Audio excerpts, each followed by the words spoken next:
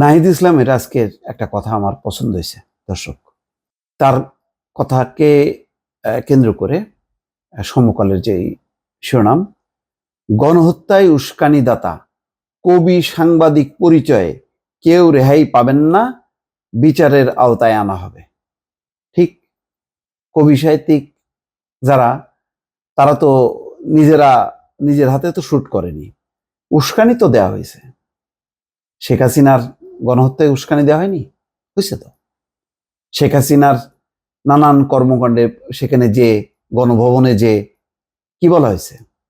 বলা হয়েছে শেখ হাসিনাকে কখনো যে আপনার এই সমস্ত কাজকর্ম বন্ধ করেন, এগুলি ঠিক না। উল্টা বলা হচ্ছে রাষ্ট্রকে অকার্যকর করা হচ্ছে, গান পাউডার দিয়ে পোড়ানো হচ্ছে। তো এই ব্যাপারে কঠোর ব্যবস্থা নেন, আপনার পাশে আছি। বলেনি? বলছে তো।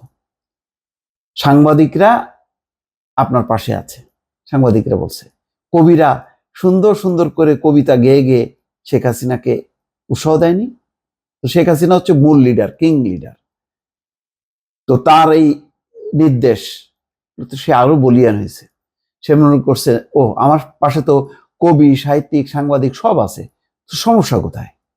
ওই মাঝখানে কিছু অল্প কিছু আছে বিচ্ছিন্ন পালায় পোলায় দেশে বিদেশে, ওগুলি দিয়ে কি হবে? মূলধারা সব তো আমার সাথে আছে। চারিদিকে তাকায় দেখে, একদিকে কবি, একদিকে সাংবাদিক, একদিকে লেখক, পেছনে বুদ্ধিজীবী, পায় কে আর?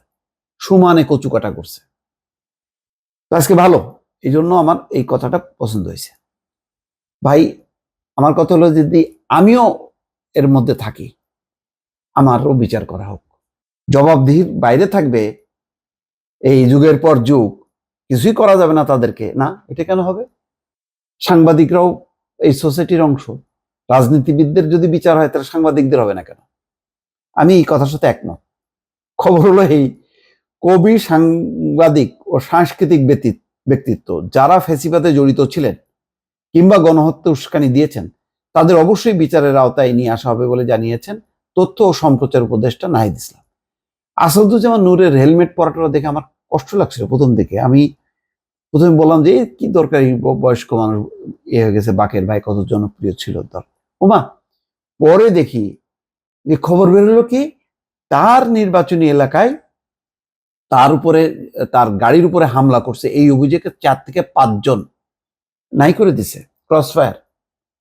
ক্রসফায়ারে তার গাড়ির উপরে ঘটনায় 4 জন 5 জন ক্রসফায়ার হয়ে গেছে। আর সে নাচে, ওই মেয়র আতিক গান গায়, স্কুল খুলে আছে রে মাওরা, স্কুল খুলে আছে, আর সামনে দেখি এই বুড়ো ভামটা নাচতেছে। আসলে কি বলবো, মানে প্রথম মনে হয় এই এটা কেন করলো, ওইটা কেন করলো, পরে মনে হলো যে না, এ তো ঠিকই আছে। যাক, বুধবার সচিবালয়ে সেন্সর বোর্ড ও জুরি বোর্ডের নবনির্বাচিত কমিটির সঙ্গে মত বিনিময় শেষে তিনি এই কথা বলছেন। নাহিদ ইসলাম বলছেন, মামলাগুলো সরকার করছে না, জনগণের জায়গা থেকে করা হচ্ছে, ব্যক্তিগত শত্রুতার জায়গা থেকেও করা হচ্ছে। সেই জায়গা থেকে আমরা নির্দেশনা দিয়েছি ও আশ্বস্ত করেছি যে এই মামলাগুলো দ্রুত সময়ের মধ্যে পর্যালোচনা করা হবে, তদন্ত করা হবে, অভিযোগ না থাকলে মামলা থেকে রেহাই দেওয়া হবে। পরিষ্কার কথা, এটাই করা উচিত।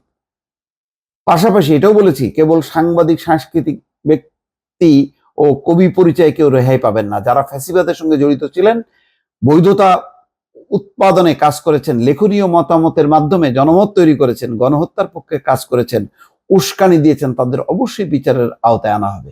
কথা যেন ঠিক থাকে, করা উচিত, অবশ্যই করা উচিত।